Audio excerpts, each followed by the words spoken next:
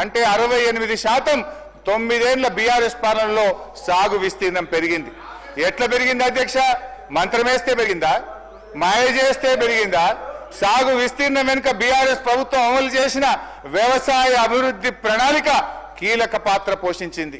వ్యవసాయ స్థిరీకరణ కోసం కేసీఆర్ గారు 5 అంచెల వ్యూహాన్ని అమలు చేశారు. పెండింగ్ ప్రాజెక్టులను రన్నింగ్ ప్రాజెక్టులుగా మార్చడం, కొత్త ఇరిగేషన్ ప్రాజెక్టులు చేపట్టడం, మిషన్ కాకతీయ ద్వారా చెరువుల పునరుద్ధరణ, పెద్ద ఎత్తున చెక్ డ్యాంల నిర్మాణంతో సాగునీటి వసతులు అభివృద్ధి చేసినాం. కరెంటు కోతల కష్టాలకు తెరదించి రైతులకు నాణ్యమైన 24 గంటల ఉచిత విద్యుత్తును సరఫరా చేశాం. ప్రపంచంలో ఎక్కడ లేని విధంగా రైతులకు పెట్టుబడి సాయం అందించడానికి రైతు బంధు పథకాన్ని ప్రారంభించి అమలు చేశారు కేసీఆర్ గారు. ఐక్యరాజ్య సమితి సైతం ప్రశంసించిన ఈ పథకం కేంద్ర ప్రభుత్వ పీఎం కిసాన్ కు కూడా మార్గదర్శకమైంది. బీఆర్ఎస్ హయాంలో 73,000 కోట్ల రూపాయలను నేరుగా రైతుల ఖాతాల్లో జమ చేసి రైతు బంధు కింద రికార్డు సృష్టించింది బీఆర్ఎస్ ప్రభుత్వం. వరి నుండి జొన్నల దాకా పండిన ప్రతి పంట చివరి గింజ దాకా కొన్నాం. ఏ రైతైనా ఏ కారణం చేతనైనా మరణిస్తే 5 లక్షల రూపాయల ఉచిత బీమా పథకాన్ని, రైతు బీమాను కూడా తెచ్చాం.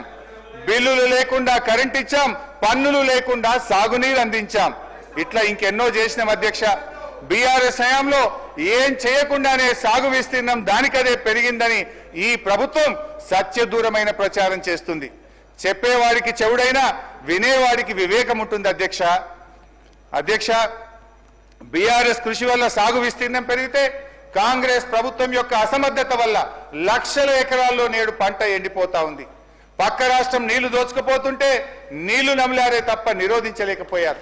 పెరిగిన సాగు విస్తీర్ణం బీఆర్ఎస్ ఘనత, ఎండిపోయిన పొలాలు కాంగ్రెస్ ప్రభుత్వ నిర్వాకం. ముఖ్యమంత్రి గారు ఎంత గొప్పగా చెప్తుందంటే ఎండల వల్ల పంట ఎండిపోతుందట. పంటలు ఎండుతున్నది ఎండల వల్ల కాదు, ఈ ప్రభుత్వం యొక్క నేరపూరిత నిర్లక్ష్యం వల్ల ఈ రాష్ట్రంలో పంటలు ఎండుతా ఉన్నాయి. ఈ సంవత్సరం వానలు సమృద్ధిగా కురిశాయి, నదీ జలాల్లో ప్రవాహాలు పెరిగాయి. కానీ నీళ్లను ఒడిసి పట్టడంలో ఈ కాంగ్రెస్ ప్రభుత్వం ఫెయిల్ అయింది.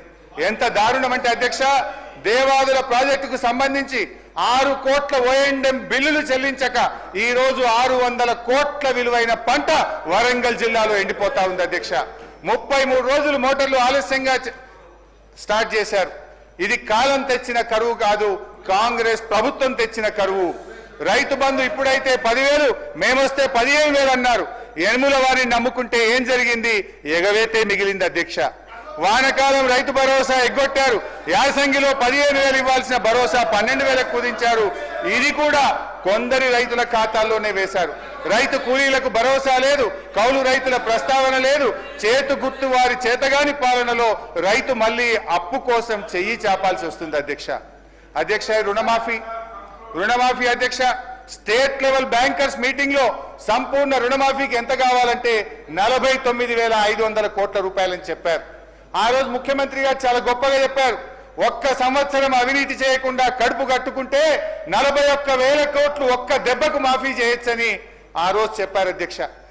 గౌరవనీయులు భట్టి గారు తన బడ్జెట్ ప్రసంగంలో 31,000 కోట్ల రుణమాఫీ చేస్తామని చెప్పారు. ఈ బడ్జెట్ లోనేమో 20,000 కోట్లు ఇచ్చామంటున్నారు. వాస్తవంగా అయితే అది 15,000-16,000 కోట్లు కూడా చేరలేదు అధ్యక్ష. వాస్తవం ఏమిటంటే అధ్యక్ష, రైతు ఇంటికి బ్యాంకుకు మధ్య ఇంకా తిరుగుతూనే ఉన్నాడు. చివరికి రైతుకు మిగిలింది ఒడువని దుఃఖం, తీరని అప్పు అధ్యక్ష. ఇంకా బాగా అర్థం చేసుకోవాలంటే ఇది వ్యవసాయ శాఖ అధికారుల నుంచి తీసుకున్న లెక్కే చెప్తున్నాను అధ్యక్ష.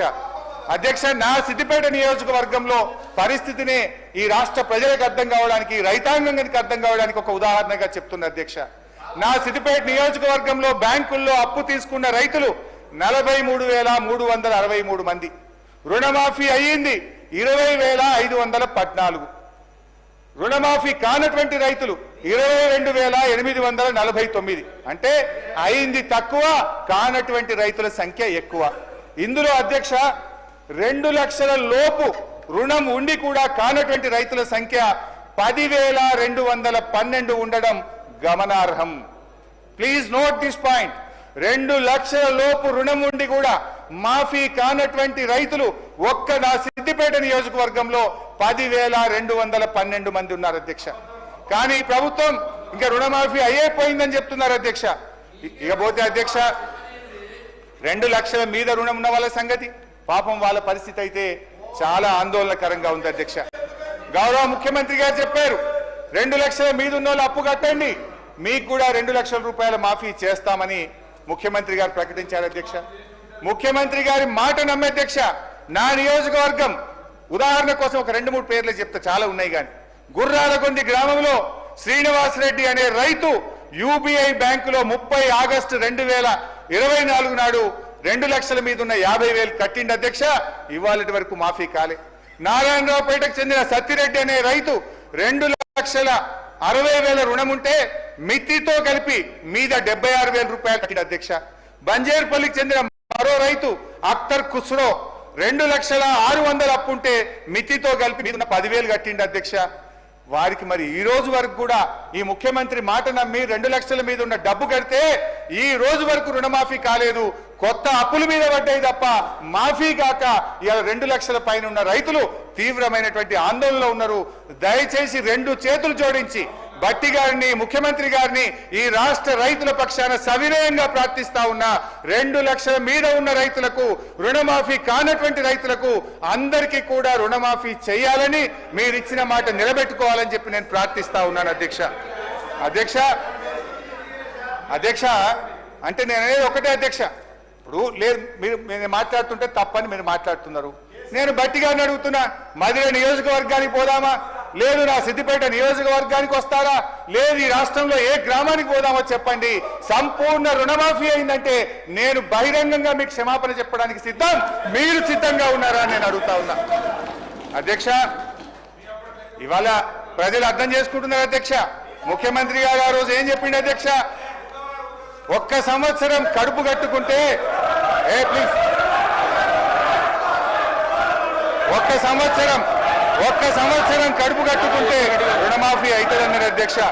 ఇవాళ కడుపు కట్టుకుంది ఎవరో, అవినీతి ఆకలి అవుతుంది ఎవరికో ఇవాళ వాళ్ళకే తెలియాలి అధ్యక్ష. నీటిపారుదల రంగం గత బడ్జెట్ లో మీరు ఆన్గోయింగ్ ప్రాజెక్టులు పూర్తి చేస్తామన్నారు అధ్యక్ష. 600 లక్షల ఎకరాలకు నీళ్లు ఇస్తామన్నారు అధ్యక్ష. ఒకవేళ నేను భట్టి గారిని అడుగుతున్నా, 6 ప్రాజెక్టులు పూర్తి చేస్తే వాటి పేర్లు చెప్పండి, ఎన్ని ఎకరాలకు ఆయకట్టుకు ఇచ్చారో చెప్పండి అధ్యక్ష. 15 నెలల కాంగ్రెస్ పాలనలో ఖమ్మంలో పెద్దవాగు ప్రాజెక్టు కొట్టుకుపోయింది, ఎస్ఎల్బీసీ కూలిపోయింది, వట్టెం పంప్ హౌస్ మునిగిపోయింది, సాగర్ ఎడమ కాలువకు గన్లు పడ్డాయి, సుంకిసావ కుప్పకూలింది అధ్యక్ష. ఇవాళ మీ నిర్వాహకం ఇట్లా ఉంది అధ్యక్ష. మీ బడ్జెట్ ప్రసంగంలో అఫ్ కోర్స్ నేను దీని మీద ఇరిగేషన్ పద్ధతి వచ్చినప్పుడు డీటెయిల్ గా మాట్లాడతా, టైం లేదు, జస్ట్ 2 minutes లో 1 minute లోనే దీన్ని కంప్లీట్ చేస్తా అధ్యక్ష. భట్టి గారి బడ్జెట్ ప్రసంగంలో 511 టీఎంసీలు ఆంధ్రప్రదేశ్ కు అప్పచెప్పారని చెప్పారు అధ్యక్ష. I have all record with me. నేను మీరు అధికారంలోకి వచ్చినాక పోయిన సంవత్సరం మీరు చేసిన అగ్రిమెంట్ కాపీ కూడా నా చేతుల్లో ఉంది అధ్యక్ష. 511 టీఎంసీలు ఈ 299 ఎక్కడి నుంచి వచ్చింది అధ్యక్ష? ఆనాడు ఉమ్మడి ఆంధ్రప్రదేశ్ లో వీళ్ళే ఆ రోజు మంత్రులుగా ఉన్నారు. మీ నిర్వాహకం ఇది ఏ రకంగా వచ్చిందో ఈ అగ్రిమెంట్ లోనే చాలా స్పష్టంగా ఉంది అధ్యక్ష. I will read out and tell you అధ్యక్ష. ఇది ఏదో మేము ఒప్పుకున్నాం, ఇది మేము చేసినామని చెప్తున్నారు అధ్యక్ష. ఇది అగ్రిమెంట్ 26 June 2015 అధ్యక్ష. However, as per the arrangements, various decisions taken by the erstwhile state of Andhra Pradesh, revised allocations in both the parts of the state came to be 512 in Andhra Pradesh and 299 TMC in Telangana. List of the projects dated 18/10/2013 may be followed as the working arrangement for the current year only, without prejudice to the rights of the 2 states above their entitlements which have been raised or to be raised before appropriate forum. అంటే ఈ 299 512కు గత కాంగ్రెస్ పాలనలో తెలంగాణ ప్రాంతంలో ప్రాజెక్టులు కట్టకపోవడం వల్ల, నీటి కేటాయింపులు జరగకపోవడం వల్ల ఆ రోజు వరకు ఉన్న నీటి కేటాయింపులను ప్రాతిపదికంగా ఈ వాటర్ ఇయర్ కు తాత్కాలికమైనటువంటి అగ్రిమెంట్ చేశారు. అందులోనే స్పష్టంగా ఆ రోజు ఇంకా వీళ్ళు ఒక అడుగు ముందుకు వేసి కేసీఆర్ సంతకం పెట్టిండు, హరీష్ రావు సంతకం పెట్టిండు అంటారు. దీని మీద పెట్టింది ఒకవైపు ఆదిత్యనాథ్ దాస్ ఆంధ్రప్రదేశ్ నుంచి ఈ రోజు మీ అడ్వైజర్ గా పెట్టుకున్నారు కదా, ఆనాడు తెలంగాణకు అన్యాయం చేసిన ఆదిత్యనాథ్ దాస్ ను మీరు అడ్వైజర్ గా పెట్టుకున్న అతను మన రాష్ట్రం నుంచి ఎస్కే జోషి గారు దీని మీద అగ్రిమెంట్ సంతకం పెట్టింది అధ్యక్ష. అయితే ఇవాళ దీనికి శాశ్వత పరిష్కారం అధ్యక్ష మనకు సెక్షన్ 3 నిజంగా కృష్ణా నదీ జలాల్లో తెలంగాణ న్యాయమైన హక్కును సాధించడానికి దోహదపడుతుంది. ఇవాళ దాన్ని హరీష్ రావు గారిని సార్, కృష్ణా నది జలాలకు సంబంధించి మొన్న గౌరవ ముఖ్యమంత్రి గారు స్పష్టంగా చెప్పారు, ఉత్తమ్ కుమార్ రెడ్డి గారు మా ఇరిగేషన్ మంత్రి గారు కూడా చెప్పారు, కృష్ణా జలాలకు సంబంధించి డెఫినెట్లీ మేము కూడా డిస్కస్ చేస్తాం అధ్యక్ష. సమయం ఇవ్వండి, ఎవరు పొరపాటు చేశారు, ఎవరి వల్ల ఈ విధంగా జరుగుతూ ఉంది, ఎవరి పాపం ఎవరిపైన అన్నిటి కూడా స్పష్టంగా మాట్లాడతాం అధ్యక్ష. నీళ్లు పాలుగా డెఫినెట్లీ మన ప్రజలకు తెలియాల్సిన అవసరం ఉంది. మీరు డిమాండ్స్లో మాట్లాడదాం, దాని తదుపరి మీకు చర్చకు అనుమతి ఇవ్వండి అధ్యక్ష, డెఫినెట్లీ మాట్లాడదాం అధ్యక్ష. కన్క్లూడ్ చేయండి హరీష్ రావు గారు. సార్ నేను కేవలం 45 నిమిషాలే మాట్లాడిన అధ్యక్ష, నాకు ఇంకొక మినిమం 45 మినిట్స్ కావాలి అధ్యక్ష. Kindly please sir. అధ్యక్ష గౌరవనీయులు శ్రీధర్ బాబు గారి ప్రతిపాదన ఐ వెల్కమ్ సార్, నేను అంగీకరిస్తున్నా. దయచేసి ఈ బడ్జెట్లోనే కృష్ణా నదీ జలాలపైన ఒకరోజు చర్చ పెట్టండి. పాలేందో నీళ్ళేందో ఈ రాష్ట్ర ప్రజలకు తెలవాలి. ఎందుకంటే మీ నిర్వాహకం వల్ల ఈ సంవత్సరం 34% వాడుకోవాల్సిన నీళ్లు 24% వాడుకోవడం వల్ల నల్లగొండ, ఖమ్మం, మహబూబ్ నగర్ జిల్లాలో ఇలా ఎట్లా పంటలు ఎండిపోతున్నాయో, ఈ ప్రభుత్వం నీటిని రాబట్టడంలో ఎట్లా ఫెయిల్ అయిందో డిస్కస్ చేద్దాం అధ్యక్ష. ఈ సెషన్లో దయచేసి ఎల్ఏ మినిస్టర్ గారు ఈ సబ్జెక్ట్ను డిస్కషన్ పెట్టాలని కూడా నేను మీ ద్వారా కోరుతున్నాను అధ్యక్ష. అయితే సెక్షన్ 3లో ఒకటే మాట చెప్పి ముగిస్తా. ఈ వాటర్ విషయంలో సెక్షన్ 3 అనేది తెలంగాణకు ఒక వరం అధ్యక్ష. దాన్ని ఇవాళ బీఆర్ఎస్ ప్రభుత్వం సాధించింది. ట్రిబ్యునల్ ముందు వాదనలు జరుగుతూ ఉన్నాయి. మీరు మంచి న్యాయవాదులను పెట్టండి, వాదనలు వినిపించండి, తెలంగాణకు న్యాయబద్ధమైనటువంటి వాటా 575 టీఎంసీలు రాబట్టండి అని చెప్పి కోరుతున్నాను అధ్యక్ష. ఇకపోతే అధ్యక్ష విద్య గురుకులాలు ఈ రాష్ట్రంలో ఏ రకంగా జరుగుతుందో కూడా ఒకసారి బడ్జెట్లో వారు పెట్టిన లెక్కలు, ఏడాది పాలనలో ఏం జరిగిందో కూడా ఒకసారి చూడాలి అధ్యక్ష. రాష్ట్రంలో 15 నెలల కాంగ్రెస్ పాలన వల్ల ఒక్కొక్క వ్యవస్థ దారుణంగా విధ్వంసం అవుతా ఉంది అధ్యక్ష. వ్యవసాయ విధ్వంసం వల్ల రైతులు ఆత్మహత్యలు చేసుకుంటున్నారు. హైడ్రా విధ్వంసం వల్ల పేద మధ్యతరగతి జనం గుండాగి చనిపోతున్నారు. రియల్ ఎస్టేట్ కుప్పకూలి రియల్టర్లు ఆత్మహత్య చేసుకుంటున్నారు. ఉపాధి దెబ్బతిని ఆటో డ్రైవర్లు తమకు తాము బలి చేసుకుంటున్నారు. చివరికి గురుకులాల్లో చదువుకున్న చిన్నారులు కూడా సరి అయిన ఆహారం పెట్టక 83 మంది పిల్లలు ఈరోజు ఈ రాష్ట్రంలో చనిపోవడం జరిగింది అధ్యక్ష. బాధ ఏంటంటే అధ్యక్ష, ముఖ్యమంత్రి గారే హోంమంత్రి, ముఖ్యమంత్రి గారే సోషల్ వెల్ఫేర్ మంత్రి, ముఖ్యమంత్రి గారే విద్యామంత్రి, వారు దగ్గరున్న శాఖల్లోనే ఇవాళ పిల్లలు 83 మంది చనిపోవడం ఇది నిజంగా బాధకరం, సిగ్గుచేట అధ్యక్ష. గౌరవనీయులు కేసీఆర్ గారు గురుకులాల సంఖ్య 289 నుంచి 1020కి పెంచారు అధ్యక్ష. విద్యార్థుల సంఖ్య దాదాపు 150,000 నుంచి 6 లక్షలకు గురుకుల విద్యార్థులు పెరిగారు అధ్యక్ష. కానీ నేడు గురుకులాల పరిస్థితి చూస్తే అధ్యక్ష గుండె తరుక్కుపోతుంది అధ్యక్ష. మీరు మా గర్వకారణం అధ్యక్ష. మీరు కూడా దళిత సామాజిక వర్గం నుంచి వచ్చారు. నేను కూడా ప్రతి సంవత్సరం నూతన సంవత్సరానికి 31 డిసెంబర్ ఒక ఎస్సీ హాస్టల్లో పోయి పిల్లలతో కేక్ కట్ చేసి పిల్లలతో భోజనం చేసి ఆ పిల్లలతో పడుకోవడం నాకు అలవాటుగా చేసుకున్న అధ్యక్ష. నూతన సంవత్సర వేడుకలు ఒక ఎస్సీ హాస్టల్లో, ఒక బీసీ హాస్టల్లో ఒక 15 ఏళ్లు జరుపుకున్నవాడిని అధ్యక్ష.